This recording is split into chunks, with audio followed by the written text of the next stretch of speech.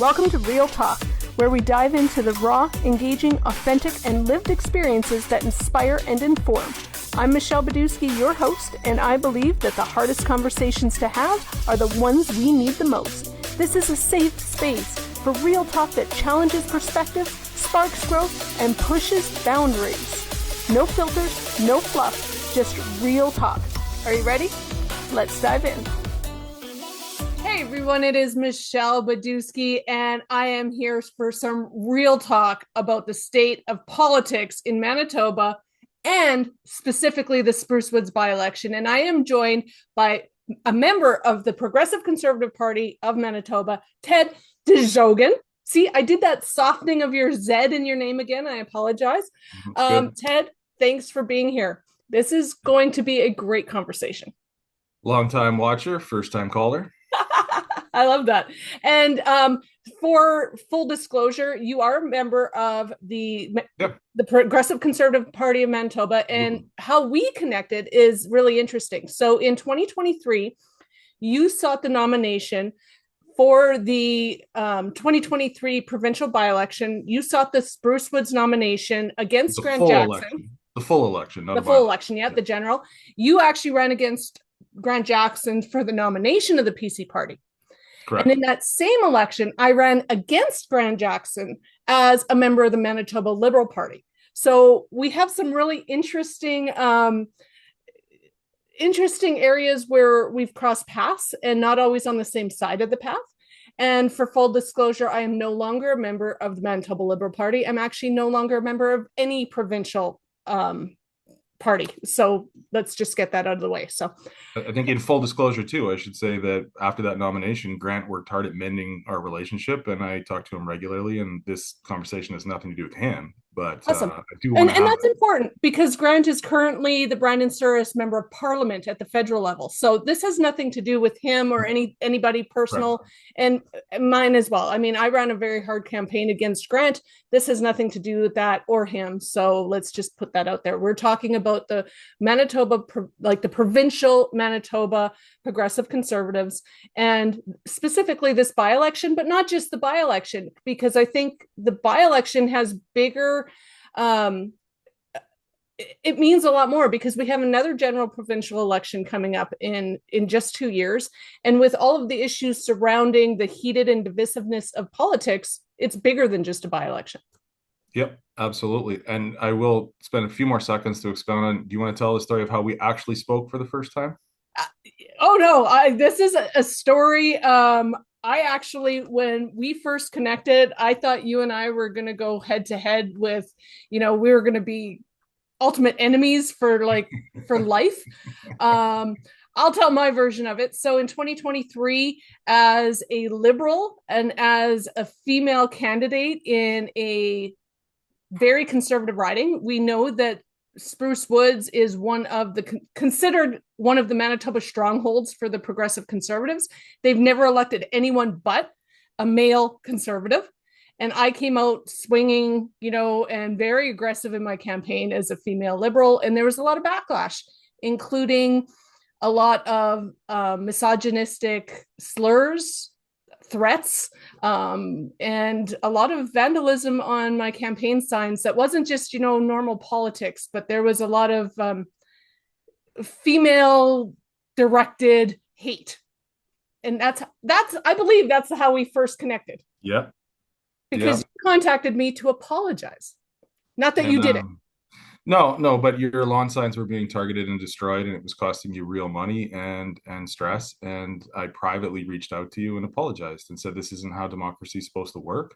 I don't know who's responsible, and I can't speak for them, but I can speak for everyone else and say that I'm very sorry, and I would like to replace your signs.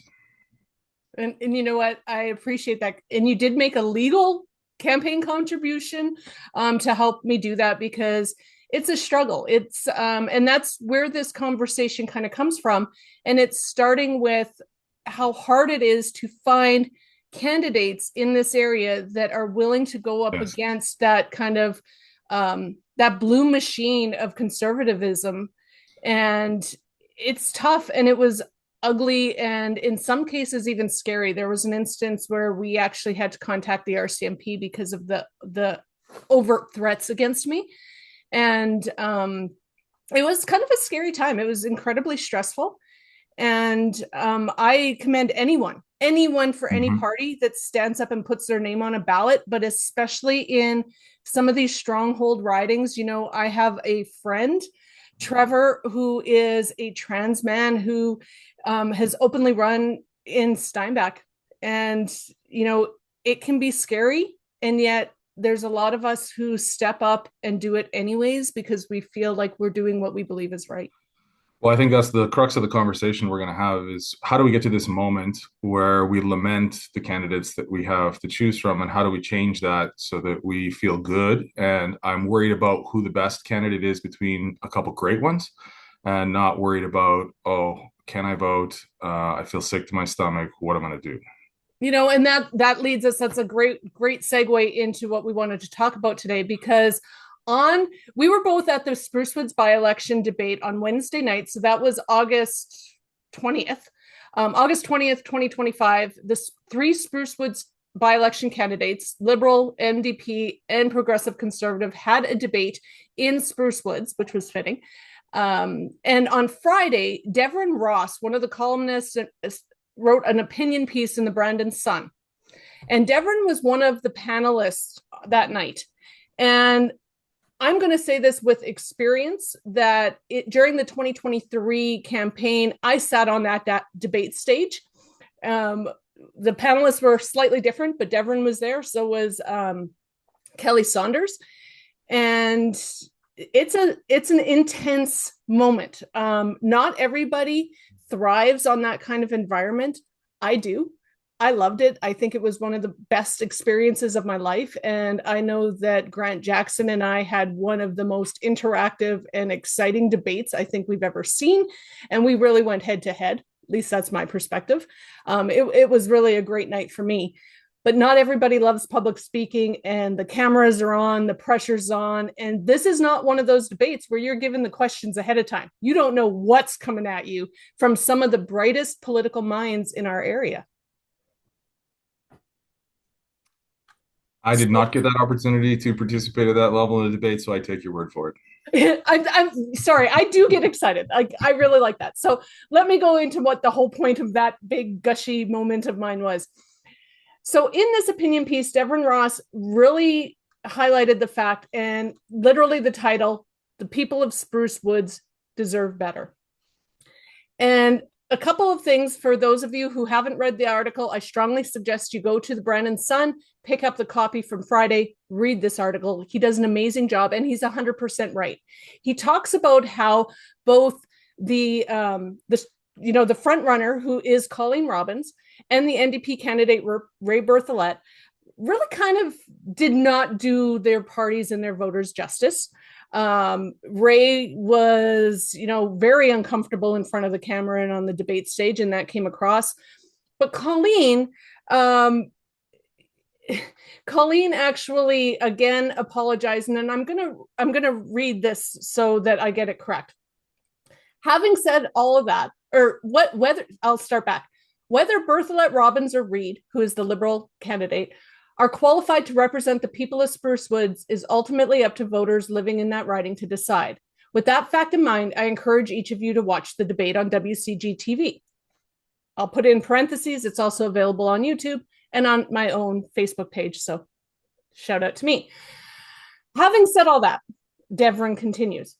An issue arose early in the debate that deserves further discussion. Dr. Saunders asked Robbins about a number of social media posts that the Tory candidate had posted on Twitter, now known as X, including one regarding residential schools. Robbins has already apologized for the post and did so again at the debate, but I asked the three candidates a follow-up question that raised an equally serious issue. I asked them if they had deleted social media accounts or posts before or during the by-election. Berthollet said he had deleted a post regarding the Clinton family, while Reid said he had deleted a post where he felt he had been sucked into a debate with an NDP supporter, who shall remain nameless. And Robbins has deleted her X account entirely, which means that all of her posts on that platform over the past several years are gone. Now I'm going to stop there. for a second. Okay. I think it's really important that people understand this, and I've been saying this on my platform. And Ted, you're kind of know more about this than me. But just because you delete something doesn't mean it's gone. No. The digital world, especially everything after 2015, if you work hard enough, you can probably find it. And a lot of those deleted tweets from Colleen Robbins' account have come back to light, and they're disturbing. Yeah, well, anyone who puts in a little bit of effort can recover the account. It's archived. There were 3,981 tweets between the 1st of January 2018 and the end of 2024 that were archived. You've seen a lot of them come out. I'm sure that multiple people have the entirety of the record.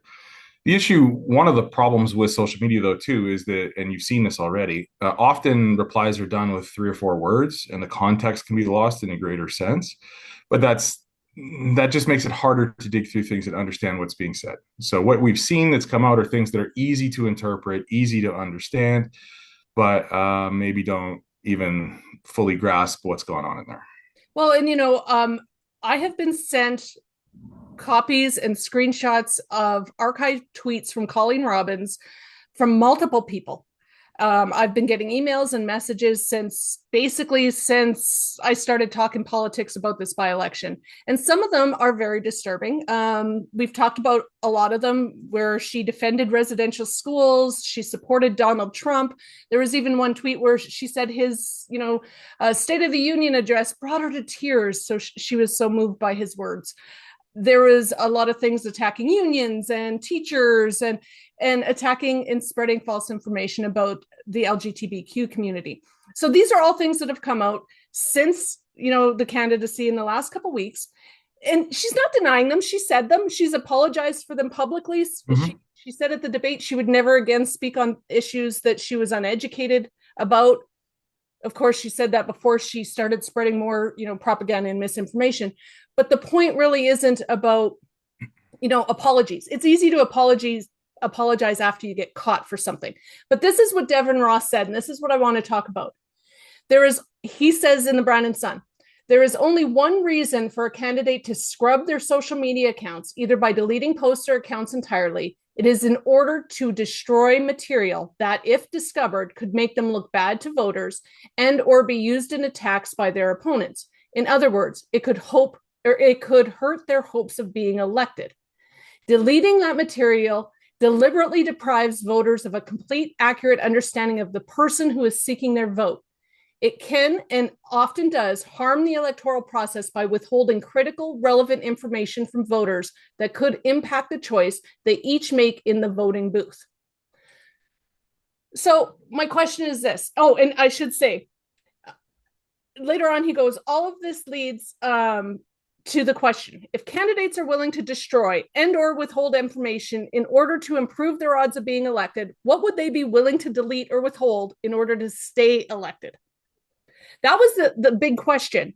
But he also goes in and asks them, and I'm just trying to point it here, is he asks why the Progressive Conservative Party in Manitoba would choose a candidate where they had to go back and delete 3,900 tweets because they knew it would hurt her elections. Why? How does this happen? That we have a candidate that we need to scrub social media like that. So 2 points on that, and I want to jump on the first one, and then we'll get to your real question is how do we get to this moment? Yeah. And I would like to provide some perspective on how the machinery of that works. But before we do that, I want to make clear, scrubbing someone's social media only changes the perception of the people who have not yet met them. So on this particular Twitter account we're talking about, there are 580 followers to Colleen Robbins' Twitter account. Deleting her past tweets does not change their perspective of her. They all knew, they saw, they got. So the inside machinery of the clique is very much aware of who a candidate is long before there's a need to delete anything. The only people who are deprived any information are the ones who don't have a long-standing relationship, who aren't knowledgeable or following them, or didn't see these things happen in real time. So, okay, so for the non-tech techie Yeah. people that are listening. So what you're saying is the people, Colleen Robbins has been very active in conservative politics as a volunteer, as a supporter. She's represented Larry Maguire at, Remembrance Day ceremonies, things like that. So that kind of the local conservative machine, right? All the people involved Mm-hmm. followed her on social media and they know that these are her views and her opinions, or they knew that she was ignorant of a lot of these topics. They I don't can't, know if we could say can't all, go but we back could now and say, go, we didn't know. yeah, I don't know if we could say all, but we could say 580. Okay. So, and wherever they may be. Yeah, it's not that this is, and this is one of my concerns, is that Colleen may be portrayed as an outlier or as having snuck in and had beliefs that nobody knew about, because that's just actually provably false. So the other point, though, of the article is how do we get to this moment? Okay, so let's talk about that. Sprucewoods is a bit of an anomaly because it is one of the very few ridings in Manitoba that are seen as safe, right? There are other more sort of colorful terms for describing these, but a party feels as though it is entitled to the seat and it puts very little effort into putting up a good candidate or earning that seat or campaigning. And then the other parties put almost no effort in because what's the point? We can't win this riding. So, because an uncompetitive riding doesn't get attention from party headquarters, doesn't get local people excited, you often have these cliques form at the riding level or riding association level. And a clique, just like when you're in high school, is a group of like 4 to 12 people, probably, who just kind of set up a shop as a little group, and it's exclusive and other people can't join it. And there are often rules. And the main rule of any clique is you never criticize or hold accountable anyone else in the clique. That is the trade. Sounds like an episode of Mean Girls, but I'm Yeah. totally following you. So, a little bit Yeah. of background again for those of you who have never been involved in this kind of level of politics where it comes to nominations and candidates. In order to get that, in order to be a candidate, you have to be nominated at the riding level. The Yep. riding association votes you in or accepts you as a candidate, and then you become a candidate. You get screened in by the party. There's a Yep. screening process, which means they can't just nominate anyone. Like people had to know Yeah. you You sit have down, you're 1,000. scrutinized. You Yeah. can't They go, pretend that this is just one tweet that she says that she was upset one day, so she attacked unions. Um, but this isn't one single tweet that she said in an episode of this is 3,900 tweets. yeah, and some of those tweets are actually endearing and funny and warm and all Of that. course, yeah. But yeah, yeah, there's issue with that. Now, as someone who went through that interview process for the PC party, I will tell you they ask you the handles for all of your social media. You hand them over. There's a little bit of expected honesty there, I guess. If you leave out an account, I don't know. But isn't it up to them to do their due diligence? I mean, One would because you hope. know what, you would hope that they would, because social media, and actually, Devron says that in his article, social media is a window into who we are as a Well, human being. I'm going to push back a little bit though on that, and I'll tell you that at this moment, the PC Party Manitoba, especially in the lead up, there was a leadership race going on. There was chaos. There was actually talk at one point about gifting the riding to one of the people who ran the leadership Wally race. Doddridge. Yeah.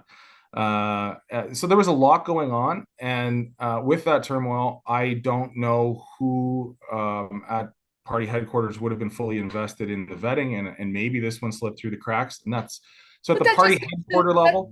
you But know that's I only the party headquarter level. The local riding association level knew. There's nobody there that could pretend that they didn't know. So that's different. Let's separate the two out a little. Okay, so I get it. You know what? They're really busy. There's lots going on in the party. 2023 was this huge cluster for the PC parties. They ran on a mandate that was overwhelmingly rejected by Manitobans. It was racist. It was privileged. It was, bigoted. That was then. But this is now, and they're showing us who they are as a party by not doing their due diligence. It's like, yeah, I get it, they're busy, but you can't just justify that by giving us a crap candidate because you were Well, busy. Like, I don't we think the deserve better? idea Yes, but the idea is that in moments where headquarters can't do everything that it should, that the local riding association picks up the slack. And in moments when the riding association is weaker, then headquarters comes in to prop it up. It's supposed to be a give and take relationship. It just Okay. didn't work that way here. And I don't have all the answers, but I could tell you that, yeah, both sides fell short. And well, there's been a little bit of controversy about that too, because when you went up and you sought the nomination in 2023, there was a whole nomination process. There was a race, right? Like the party Uh, elected their it was candidate. still difficult. Like, to be clear, maybe this is good background for everyone. In theory, the way it goes is nominees put their own names forward. They go out and get current existing members to sign a form. I think it was 20 names that you had to find. You're not given the membership list, so you have to know 20 people that already have a membership. You can't sell them the membership and buy it immediately. They had to own that membership so many days in advance of the nomination call. So if you're not already in the clique, it gets really hard, even the first step. But that's okay because you should know some people, right? When I ran, there was 1,102 party members in the riding. I had to know 20. Okay, not a big deal. You get that, you hand that in. Um, in theory, you should have some period of time, maybe 30, 45, 60 days to go out and then sell memberships. You get vetted first and make sure that you're an acceptable candidate at that level. Then you should have time to go out and sell memberships. Then there is a call for a nomination meeting, and everyone who has a membership can show up at the nomination meeting and vote. Okay, that is what is supposed to happen. What happened when I For the ran PC party, for just the PC not party? all Yeah. parties are the same. Okay, so So when I ran, there is a cutoff date for the sale of memberships, and that cutoff date was 9 days after I was approved for membership for nomination to run.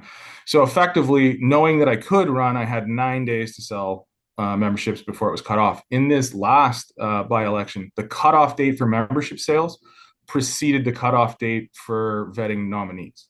oh, So so those people that wanted to run against Colleen for this nomination weren't really given a fair chance. they would have had to have been out there selling memberships in advance of the nomination call, which is not maybe a bad political idea, but it hurts the party because what should be happening is the nominees should be vetted first, their name should be announced, then there should be at least a 30-day window to actually go out and grow the party, sell memberships, and build up supporters who will come out and vote for you at the nomination meeting. So I'm going to throw this out. I'm not, I don't have any inside information on this, but this by-election was triggered when the conservative MLA Grant Jackson resigned from his seat. Yeah. So this, knowing that a by-election was coming, they knew. They probably knew before anybody because the person that gave up his seat and triggered the by-election was a member of their party. So they should have There known. may have been people who had more knowledge than others. I would suspect there was. I was not in that Okay, room. and that's fair. I'm making an assumption there, but I'm going to throw this out there. I don't know. I am not a member of the NDP party. I am no longer a member of the Manitoba Liberal Party. But in 2023, I know that the Liberals had no riding association at the provincial level in this area. You're saying that the riding association supporting that's designed to vet their candidate in the PC party had over 1,000 members, and they were active. Like that riding association is active. It's an active riding association, absolutely. Okay. The Liberals did not have that. I don't know if they still do. I highly doubt it. It's very difficult to be a Liberal in this area and run openly for that party. And I don't believe at the time the NDP did as well because, and I'm going to agree with Wob Canoe here. I don't always, but I'm going to agree with him when he said that the Conservatives ignore Sprucewoods because they always win. The Liberals ignore it because they always lose. And up until Wob Canoe was elected as premier, the NDP ignored us too. We didn't even have an NDP candidate run in our area. It was a paper candidate in 2023 because the NDP party was really focused on the ridings that they thought they could win and had a chance, and they did. And as a Liberal, I got beat by a paper candidate that I don't think ever set foot in our riding. And that's a little humbling for me, but it's speaks strongly to the anti-liberal sentiment in this area. Well, I think it's also speaks strongly to the idea that whatever's happened to our democracy, we are voting for colors and not candidates. And that's troubling. There is an obligation on every voter.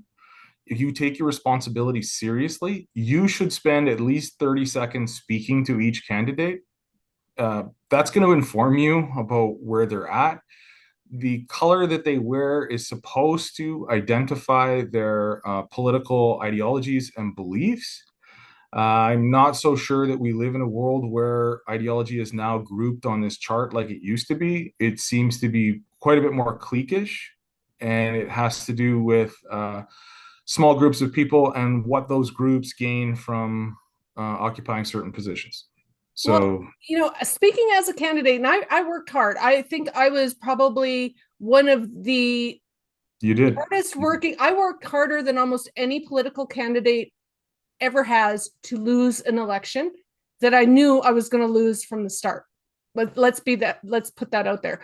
And even as hard as I worked, and I had 6 months to campaign, even as hard as I worked, there's no possible way I could have talked to every single person for 30 seconds.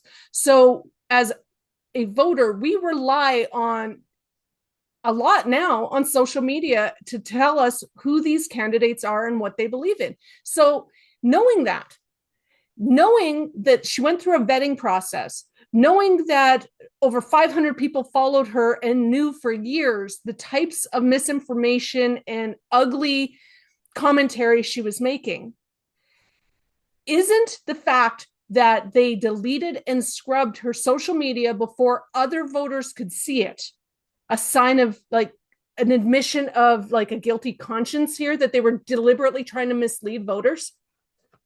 Uh, I think I don't know who the they is in that because it Me don't. neither. Honestly, whoever deleted it, But whoever was yeah, complicit it in could that just be deletion, an I guess. individual choice. But the act of removing that information from the public record, or at least trying to obscure it, it would have benefited a lot of people because it now, even though the tweets are available and you can look them up, you can't necessarily see who liked them. You can't see who necessarily even who retweeted them.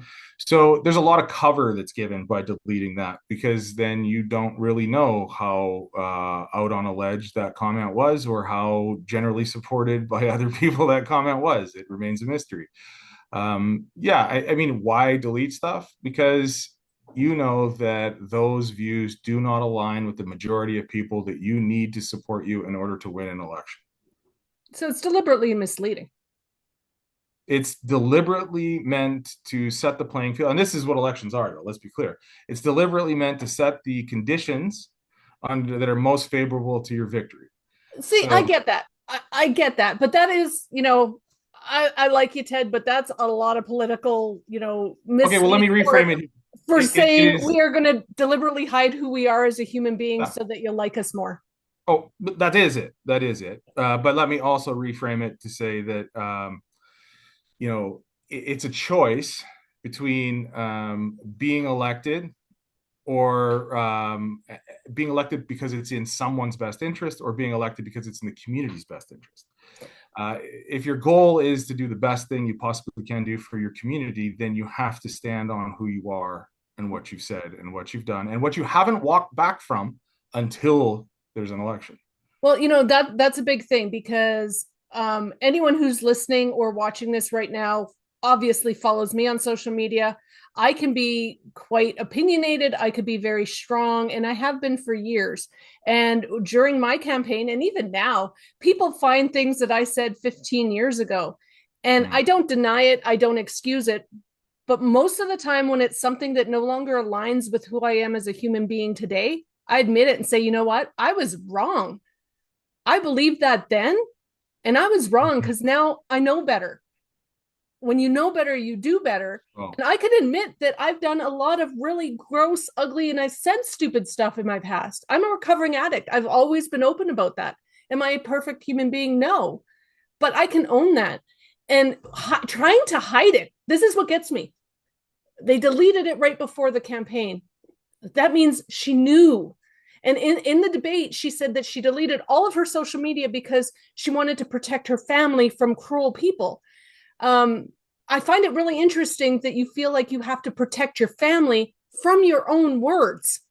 So isn't that mean like I'm protecting my family from people finding out who I really am? Well, there could and are personal tweets as well and comments that are probably don't belong in the political realm. But this would But maybe then they be shouldn't another. belong on social media either. People need to This is a understand that. reason that they shouldn't be intermixed with constant political comments. If you want to be known for your politics, open up an account and talk politics. If you want to be known for your family, open up an account and talk exclusively about your family and keep that circle of people that you're sharing with relatively private to your friends and your family. But these are social media lessons that honestly, like much younger We people than all me should be teaching. we I all am need that. still, And I'm going to say this right there that I know this very well. And if you go onto my social media, I talk about both my politics, I talk about my family, but I'm very specific in what I share about my family. You Mhm. know, Can we agree that this is maybe best described as a good way to measure someone's critical thinking skills and decision making choices? That would be a reasonable critique of how we got to where we got. well, and Now, I'm going to throw this out there, and we can move on from this, yeah. but this is as a not just a voter in Sprucewoods, but as someone who's been heavily involved in politics and been on that debate stage. When Colleen Robbins started spreading debunked, hateful, bigoted propaganda in the middle of a political debate, it was not just a lack of critical thought, it showed who she was as a person. She is repeating stuff that she has not learned the truth about. We know that in the time that that propaganda Mhm. was spread, it's been debunked over and over again, and yet she hasn't learned. She keeps saying she has to learn, but she has had opportunities to learn and hasn't. And yet, when Dr. Saunders corrected her, like Dr. Saunders is probably one of the most intelligent, highly informed individuals in our area. Colleen still had the audacity to look at her and say, I agree with like 3/4 of what you just said, knowing that she doesn't have the education, training, background, or experience to even come close to questioning Dr. Saunders. She still argued and fought for her ideology. Like, is that who I want representing my family? No. But people aren't born like that. They're made like that. And they're made like that by their social groups. So if one of the rules of your clique is never accept any criticism and never offer any criticism of any other member and never accept any, then when you are critiqued, that person automatically puts themselves into an other category, whoever's offering you that critical rebuttal. And the others are dismissed. They're not one of me. I don't have to listen to them. I can disagree with the professor who knows what she's talking about, even though I haven't a clue what is going on in this room right now, because that's an other.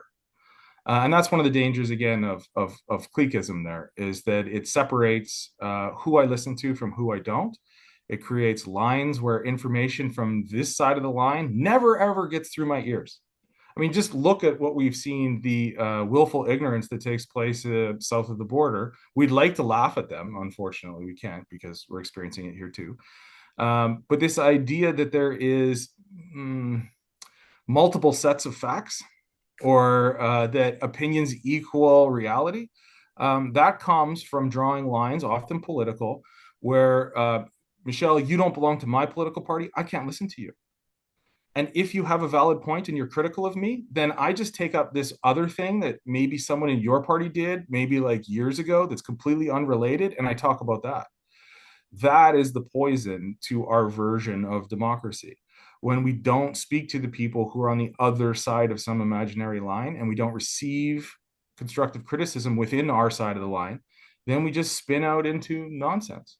Well, and that's what concerns me. And I think you summed it up perfectly. And actually, I learned a lot just from listening to you because that explains so much about what happens when we do get into these political decision or discussions on policy or everything. It really becomes othering. It's us versus them instead of us talking about the issue. And that's what scares me about this election.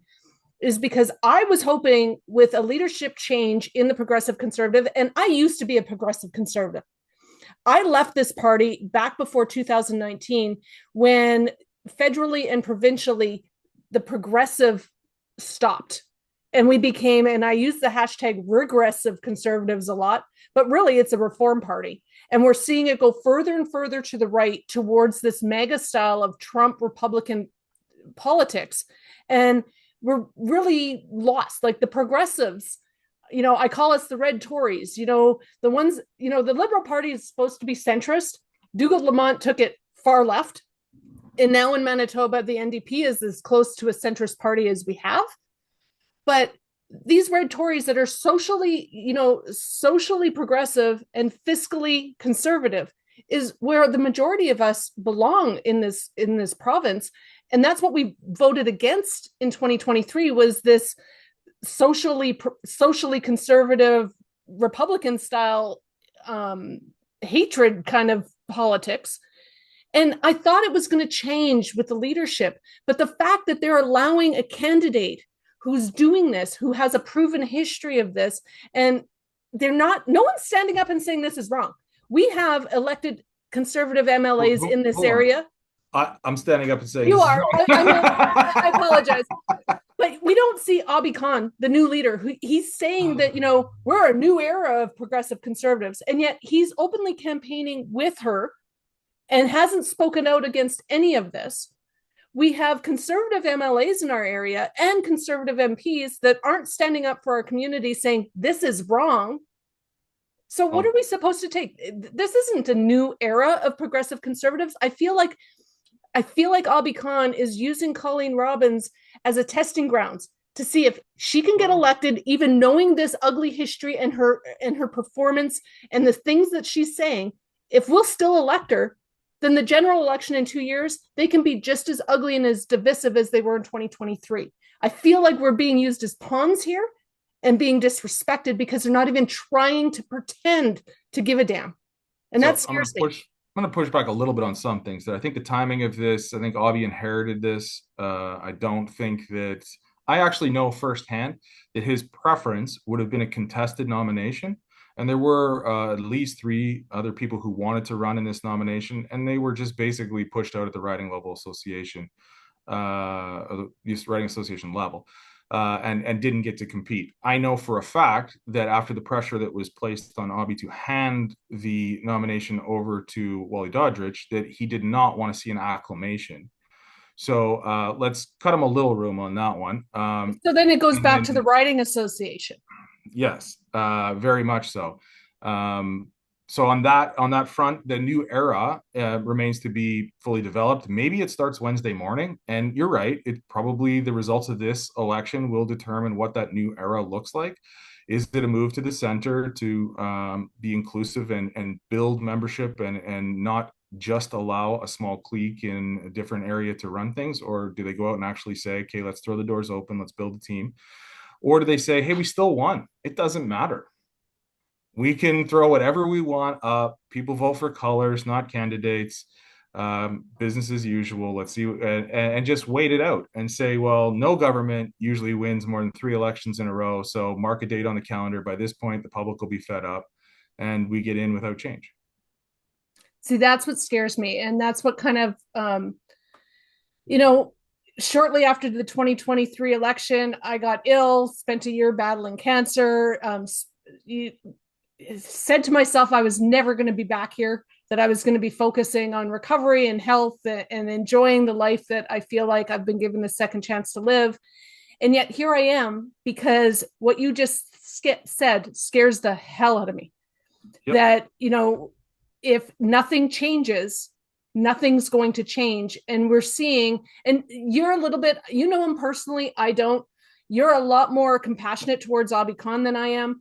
Abi was the poster boy for the parental rights campaign. I'm not on board with the parental rights campaign. Let's be clear on that. But I'm just saying he was the poster boy for it. And this was the same propaganda we heard Colleen Robbins speak against. I mean, she, in the middle of a political debate, talked about how she was against children getting gender affirming surgeries in school without parental knowledge. Like, how absolutely asinine and ignorant and bigoted as that was what was going on in 2023. And here she is repeating the same crap, like the same crap. I have kids that live in Sprucewoods. I've been here 20 years and I plan on retiring here. And the idea that this could be our representative because people just don't care anymore, that scares me. Yeah, yeah, it is. And I would like to see the public get involved. Now, I want to kind of take a slight sidetrack here and explain to you how I have come to understand progress and personal development and change within people through my lived experience and what I've seen in life. Without explaining and getting into exactly the other parts of my volunteer life, I will tell you that I noticed some years ago that the percentage of people who are going to court and being given as part of their sentence community service hours, volunteer work, in Western Manitoba, the percentage of people who are successful at completing those hours is abysmal. It's terrible. Well below 50%, maybe as low as 15%. So I was trying to wrap my head around, like, this seems like an easy thing. You just have to go do like 20 hours or 40 hours of community service, and then you've met your conditions. Why are people failing? So I talked to people who were successful at this, who had gone out and done the hours. And I was thinking I'm going to meet people who are more personally responsible, who have a stronger sense of right and wrong, who just get things done. Okay. That's not what happened. Each and every one of the people who volunteered to talk to me about this said that in their social circle, in their family, their friends, their coworkers, someone who was already part of their inner circle encouraged them, supported them, nudged them, told them they had to do it. It was important. They got critique and direction from people they already trusted. That's why they showed up and were successful. So that places to me where the importance of a riding association and the local membership play a role. It is the job of people who have already developed these relationships to push back and say, what you're doing is not okay. But the rule of the cliques right now is never criticize, never ever say, I don't like that. And it doesn't have to be public and it doesn't have to be shameful, but it needs to be private. When we talked before about the context of tweets being lost, I'm going to give you the example of one where without context, nobody understands it. It's not come up in the media, but it is the one that hurts my soul the most. So Colleen has been a long time, again, volunteer. Her social circle is largely people associated with the local conservative constituencies, both federal and provincial. They're following her on Twitter. They know what's going on. On November 6th, around 3:30 in the afternoon, someone else, another person, woman, posts a... What year?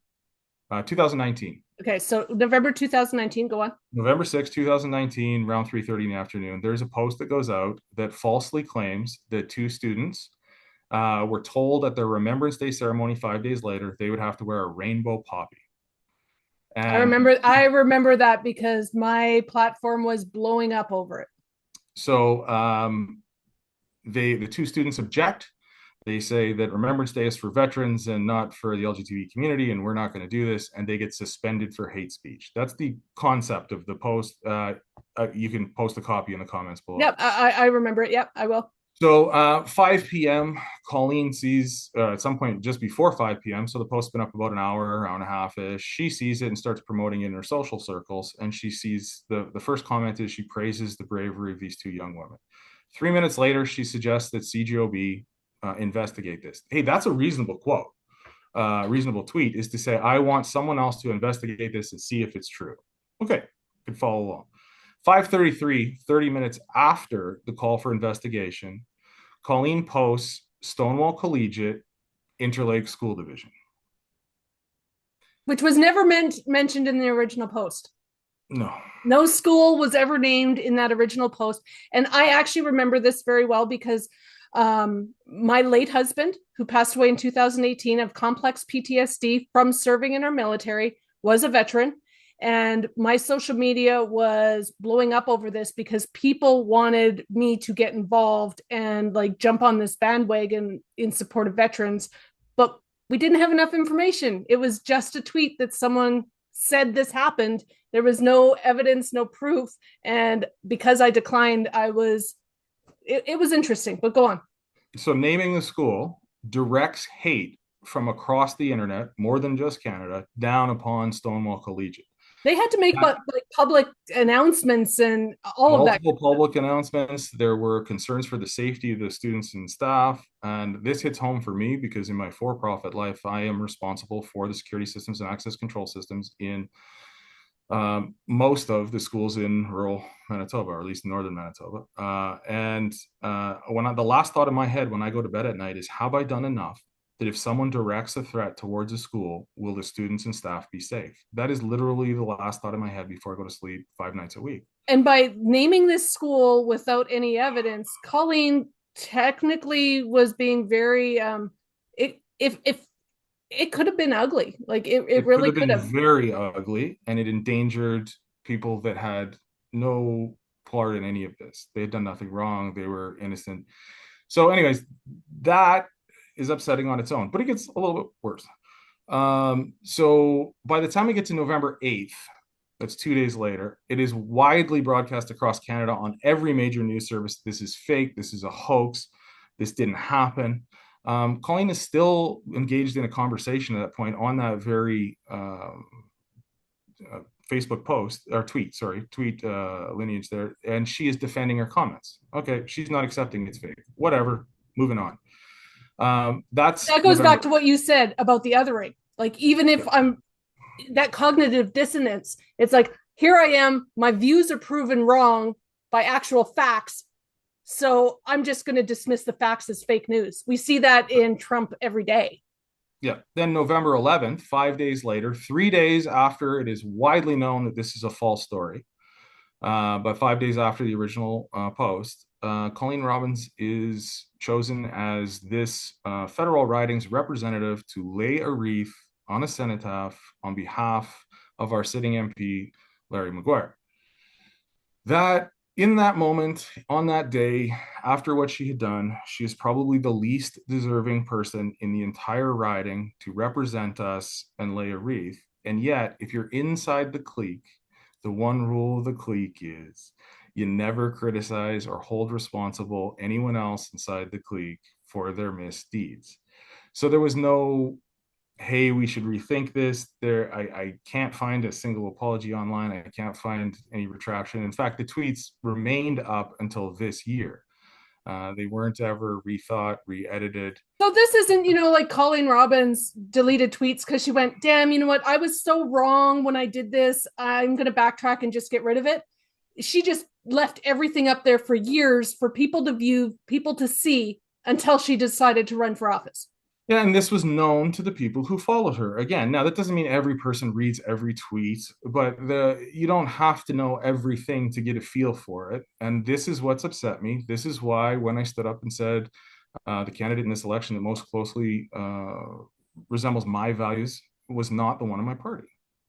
I can't get behind that. So I'm another, right? I'm on the outside now because I have offered some criticism, and I probably was already on the outside because apparently I don't practice that rule. You don't toe the line. And you know what? That's a big thing, is like towing that party line. That scares me as well, because you should have the freedom to speak out and do what's right for your riding, your people, your community, regardless. It should be people before party. And as a spouse of a deceased vet, like I remember the anger that was directed at me, because when I've always been an ally of our LGBTQ community. When that whole story broke in 2019, it's like, oh, the gays are trying to force us to change the poppy. And I was like, whoa. Like, I don't see anything supporting this. Like, I got in there and I was like immediately researching, trying to find all I saw was the reposting of this accusation. And an accusation is not fact. It might have made for some good headlines, but it wasn't fact. And I couldn't find anything to support it. And I said that, and I got jumped on a lot, that people told me that, because of I should be taking the side of the vets. And it wasn't about the sides. It was about what's true. And this was not true. You're absolutely and right. I think people need to hold themselves responsible. The original poster of the misinformation that did not name the school actually did publicly apologize. She said that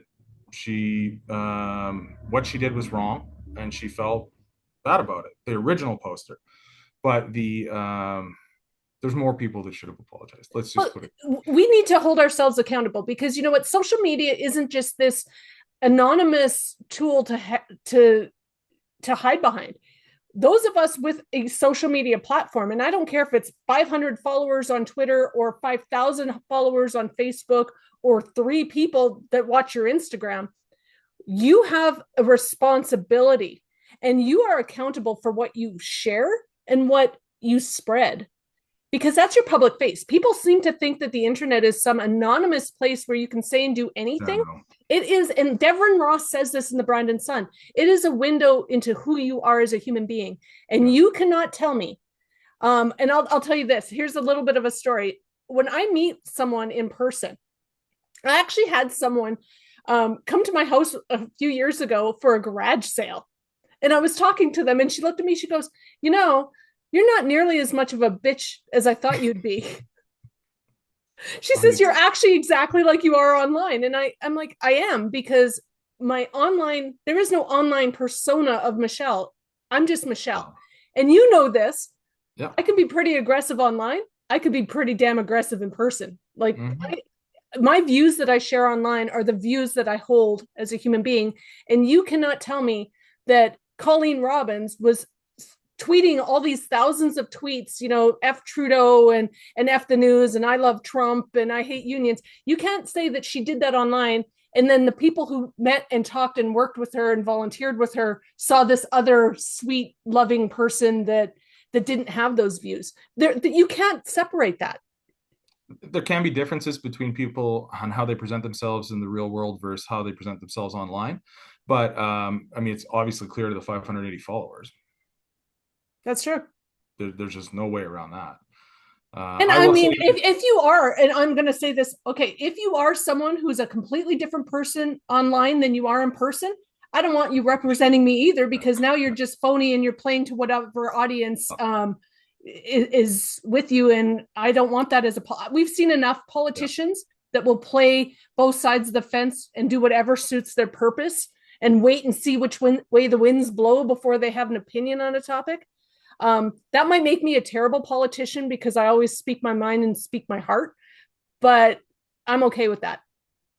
Well, to that end, and as a whole different podcast, our concepts of what's public and what's private have completely reversed in the last couple 100 years. I mean, the word private in the military seems out of place, but if you understand that those two words switched meaning a couple 100 years ago, then you start to see it. But what we consider to be public and private will look wildly different 100 years from now.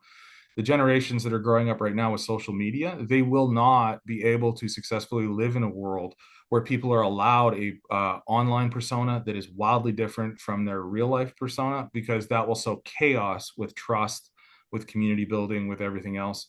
You just It can't do that. already You does. have to be known for who you are. It'll get worse. It already does. You It'll even cannot, get worse. I don't think even today you cannot separate and hide. And I think, if anything, I'm going to be totally open, I've had 2 people from Colleen's campaign and Colleen's inner circle post public comments on my page and then immediately delete them. Yeah. They aren't gone, just so you know. So if you're watching, don't worry, I've got the screenshots of them. But this isn't a personal attack, so I'm going to spare you the reposting of the things you said to me and then deleted. But if any lesson can be learned from this, as far as Colleen Robbins, her inner circle, and the Progressive Conservative Party, is you can't delete the internet. So own it and be authentic and be real. Like, this is real talk. And I'm going to tell you this right now. If you can't, I don't want you representing me. Yeah, I'm aware that I will wear this interview for many years. So No, I got to tell you this, Ted. It takes a lot of courage to do what you're doing and stand up for what you believe in and do what's right, because I know it's not easy. I absolutely know that. well, And I'm very proud of you for doing that. so I got a text last night that asked me to, consider saying or doing less and not putting a bullseye on my back. But my question to everyone then is, if there are things that are not being said and they need to be said for the benefit of my community, and if I enjoy a certain amount of privilege in this community, to whom do I defer the risk of speaking up? Is the risk only to fall on people who are already downtrodden? Is the risk to fall on the people who will be hurt in the aftermath? Should not the people who occupy positions of privilege, and sometimes, like me, slightly unearned privilege, I admit, as a middle-aged white male, I get to walk into rooms and be listened to that other people don't have Fight access to. for, absolutely. So whose responsibility then is it to assume this risk? And whose responsibility is it to say, yeah, this might not work out well for me, but saying nothing is worse? And you know what? That is something I say all the time on my social media, that silence condones. And I believe it. And you know what? If you are listening to this and you are still standing by Colleen Robbins, that's fine. That's your choice. Yeah, everyone should vote for who But represents their now value. you know the Yeah. type of person she is and the type of representative she'll be. And now you're complicit. Now you're complicit. And I said this, and I've been saying this for years, that you know what?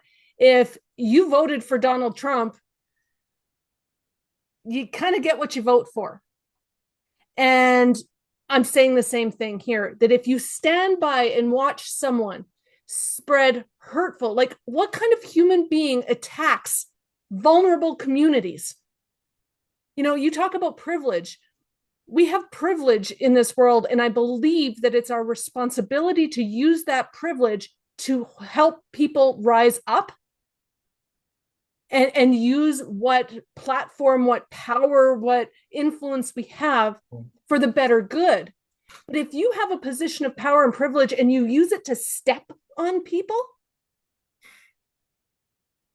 Yeah, that needs a voice. well, And I can't be silent. I've had people come on my social media and say, you need to stop talking politics and start, talking more about like cancer.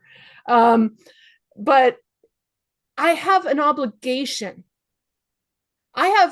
This is not a personal attack. If Colleen Robbins wants to believe that oh, teachers are indoctrinating children into getting sex change operations in the classroom, she can believe that all she wants.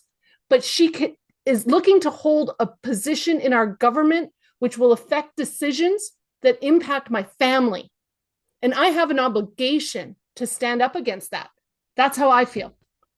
yeah, and let's just be clear that if you meet the candidates and the one who holds those opinions is the one that most closely matches your values, that my advice to you is vote for them. Well, But the issue is, are we even paying attention?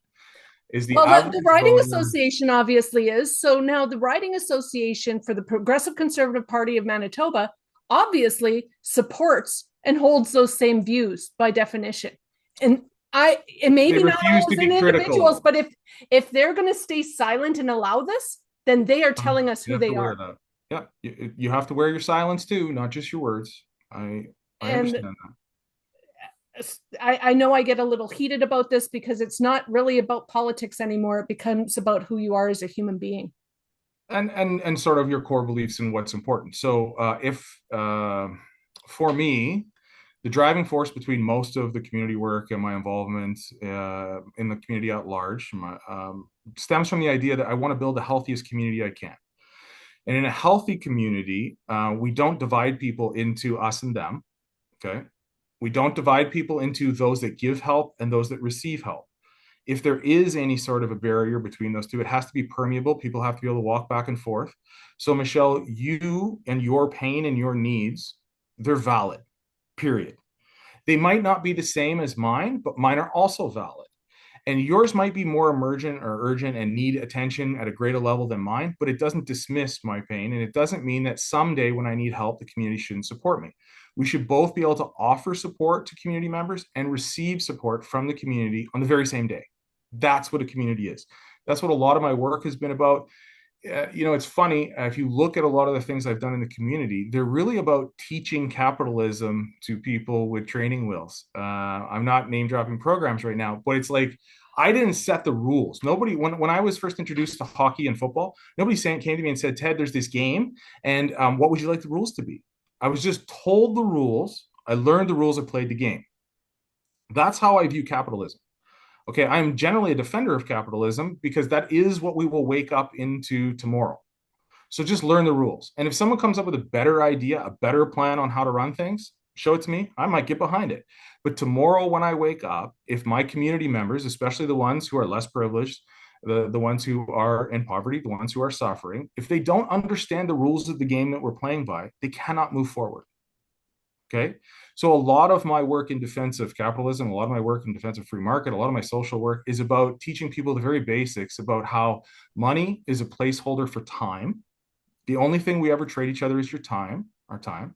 Michelle, your time is valuable. When you share it with me, I am grateful.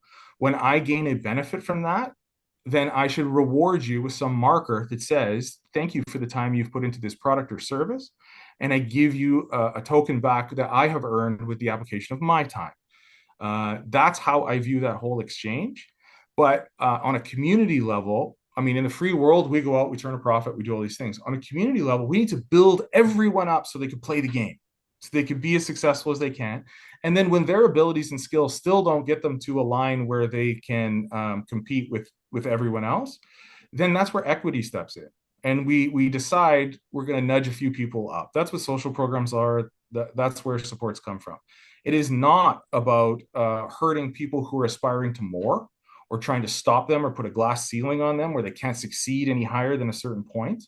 That's not what I'm talking about. What I'm talking about is let's just make a commitment to each other that there are people in our community who are struggling, and there are people in our community who have the ability to share their time with them and make their lives better. Let's give them a bump up. Well, and I think that was incredibly well said, and it's probably the best place to end this discussion. But I have to add that I've said this to you before, that based on those views of community and help, you're in the wrong party. You may be a progressive conservative, but the PC party in Manitoba is no longer progressive. And instead of building people up, they are intentionally trying to tear them down. And it literally brings tears to my eyes that we have come to this place in government and politics where it has become us versus them when it should be we and all of us. And when you talk about the rules of the game, I think that's really important to touch on the reason why I'm supporting Ray Berthollet and the NDP in this election. I believe that Ray is, he's a great guy. I've talked to him in person. He did not come across well in the debate stage. You could tell, you could literally feel the nervousness of him sitting up there in front of the cameras.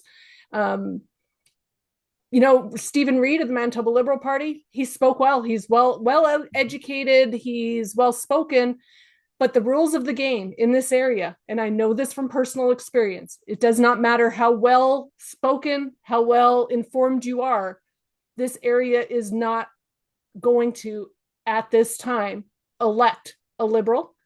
And the Manitoba Liberal Party is not in a position to make any changes or create any sort of help for our area, as much as I wish it was. Those are not the rules we're playing by.